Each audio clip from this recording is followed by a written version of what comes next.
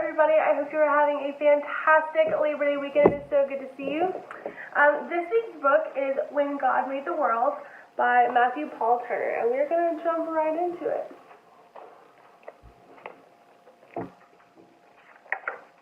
Alright. In the very beginning, before anything was, before God started doing what it is God does, when all that existed was wide open space, God imagined the universe and began to create.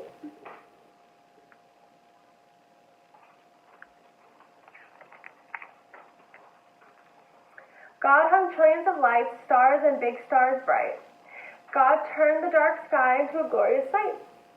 God put planets in places with moons in some cases, and galaxies that reached the outermost spaces. God made comets that fly with tails to the sky, and asteroids and meteors that sometimes zoom by. And with cosmic explosions, God set space in motion, causing planets to orbit their suns with devotion. A little bit of a tongue twister in there.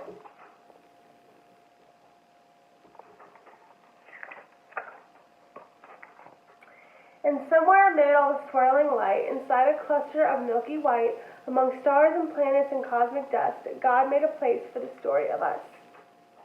Because when God made the world, God displayed heaven's glory for you and for me and for all the world's stories.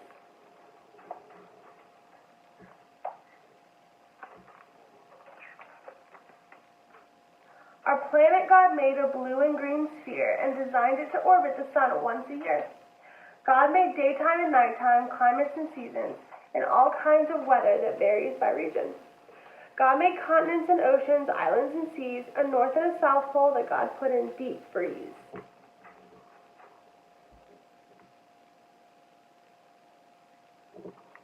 The art in this book is so cool. A polar bear with his little...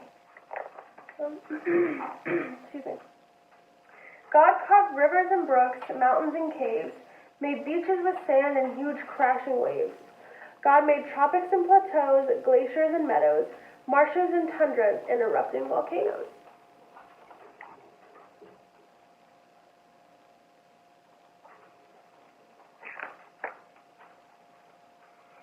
God made some places high with peaks in the sky and places where snowflakes still fall in July.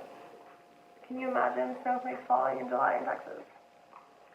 And in quite a few spots, God made it so hot. Should you visit, just know that you must drink a lot. God made valleys so low and geysers that blow, and under Earth's surface, God put well springs that flow.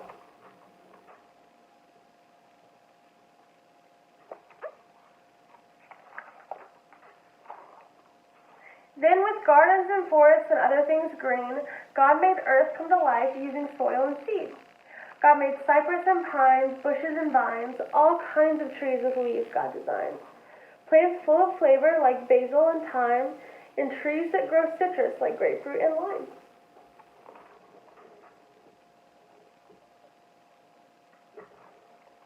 We have some basil outside in our garden. God made flowering plants and plants that enchant, while most you can touch, God made some that you can't.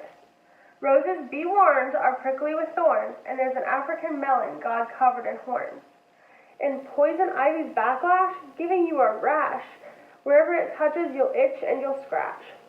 But don't let that stop you. Run barefoot through grass, pick a flower or two, or a bouquet perhaps.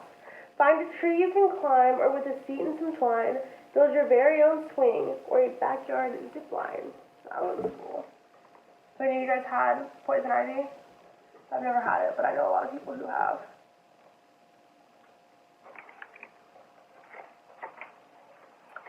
And when you eat grapes or pour syrup on crepes, or into a forest you go to escape, give thanks to God for all that God made, for the fruit and the syrup, for the trees and the shade. Because when God made the world, God did all that God could to create every detail for our joy and our good.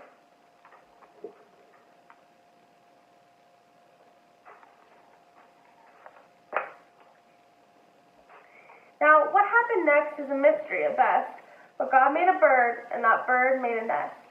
So God filled the sky, perhaps over time, with birds and more birds, and most learned how to fly. God made bluebirds and blackbirds, big birds and small birds, a few birds quite absurd, and the loudest birds you've ever heard.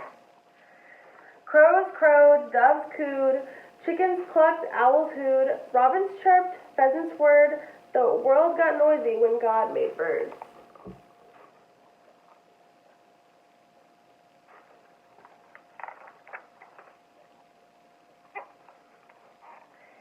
Then the oceans God filled with fish, sharks, and krill, creatures God made with fins and with gills, swordfish and trout, fish sleek and fish stout, and whales that God made to breathe through a spout.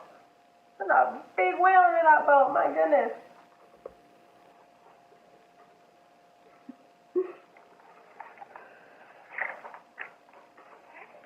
God made sea rays and eels, fish red, yellow, or teal, and some fish so odd that they hardly look real. Like a fish that has fangs, what? Or a monster-like face, or a fish that flies or makes its body inflate, like pufferfish.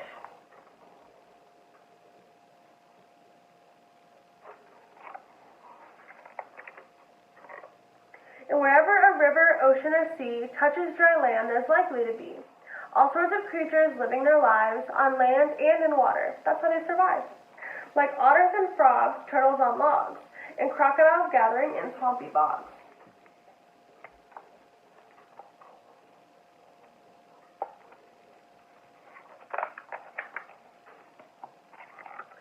And then God made cows, horses, and goats, and God made gibbons with inflatable throats.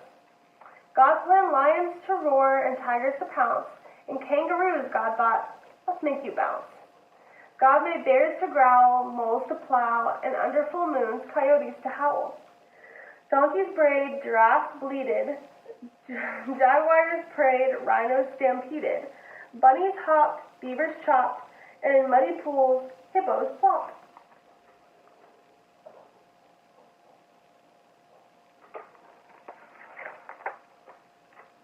Yes, all living creatures from whales to snails, from those covered with feathers to those covered with scales.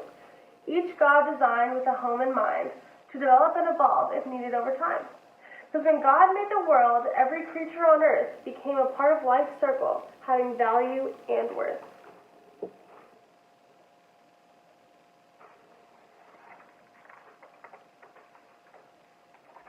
And God made people, people like you and me, people with souls, people with stories, a global family tree. God made us all flesh and bone, covered in skin, and made all our bodies to have hearts beating within. God gave us bellies and legs, fingers and toes, and fashioned our faces with eyes, mouth, and a nose. God made our bodies uniquely equipped for walking and talking, to eat and to skip. God wired our brains to feel love and feel pain, to process and learn, to read and retain. But despite all we share, we're also unique. God made us all human with just a few tweaks.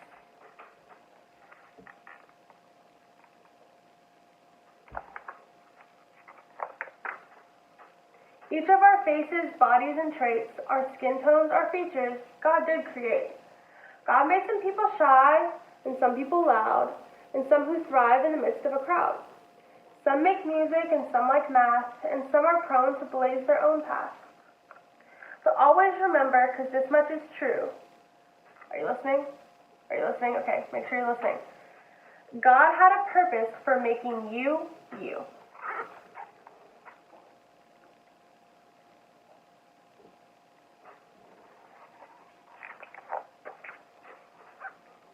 So use every gift, every talent or shtick.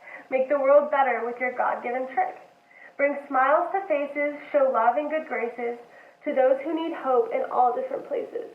Discover a star, a planet or moon, or help keep a forest from dying too soon. Save a whale, hug a tree, protect every bee. Recycle, repurpose, reject apathy.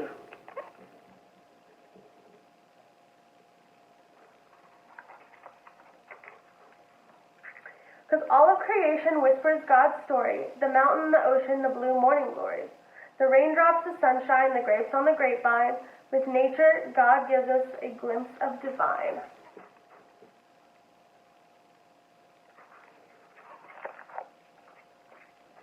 And just like a star might showcase God's light, or a waterfall give us a sign of God's might, the same could be said of me and of you. how we live, how we love, tells God's story too.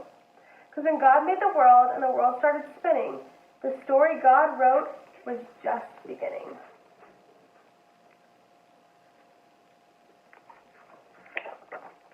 And that is the end. I feel like I say this every single week, but I feel like this is my new favorite one that we've read together. I really like the part where it said that we all have a purpose and that God had a purpose for making us who we are.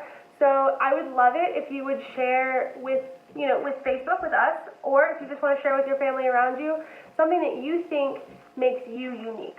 A cool talent you have, or something that you really, really enjoy or you're really passionate about. I would love to have that conversation with you.